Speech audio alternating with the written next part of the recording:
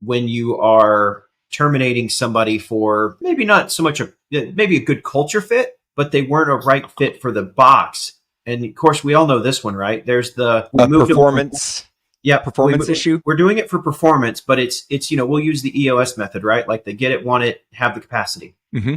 Their core value fit, culture fit. And what we want to do is we want to move them from box to box to box to box to box. Because man, Bob's a great guy. Right. And the problem is at the end of the day, all we're doing is making a box for the person as opposed to being strategic for the business. And then what happens is we let them go because we're frustrated that we couldn't be a leader and do the right thing. Nobody likes being fired. But at the end of the day, sometimes that is the best thing that can be done. Because if you hold on to that person for too long, you're depriving them of opportunities that exist out in the world marketplace where they can be better. If you're on the other side of that, if you're the one that's been bounced from seat to seat to seat to seat, I would encourage you to go look elsewhere because you're probably being bounced around because they don't understand the seat. Obviously, there's some sort of like get it, want it capacity connection to what the job expectations is and your ability. And I would go find a better job.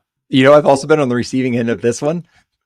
I was hired as the head of product for a technology startup. Love these guys, super smart. They were doing really, really cool things in the IoT space. But we got probably 6-9 months down the road, we all started looking at each other and realizing they really needed an architect.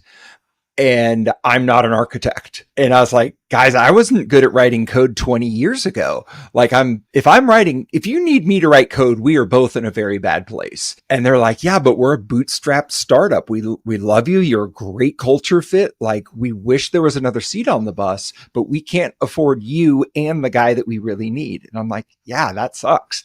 And so we shook hands and walked away. They did a good job of taking care of me and helping me network into my next role that worked out really well for me. But it does kind of suck when you're just not a good fit for the job that needs to be done. Yep. Well, and I want to say this: if you're in a situation where you need to lay somebody off, the worst thing you can do is on Friday. Don't ever lay somebody off on a Friday. It's the worst thing you can do. I've also been on the receiving end of that one.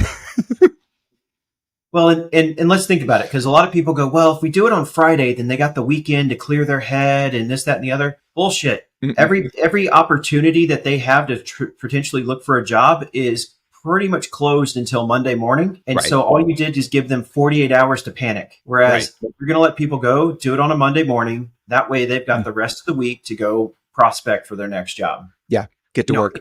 It's a sucky situation, but you don't have to be an asshole about it. The person on the other side has a family or a livelihood or a thing. Now, if they're blatantly stealing or it's a criminal offense, like, I'm taking all that stuff off the table, and that should be the rarity, right? Like that should only, statistically, that should only be like 6% of the workforce fits into that. 94% is just not a culture fit or not a job fit.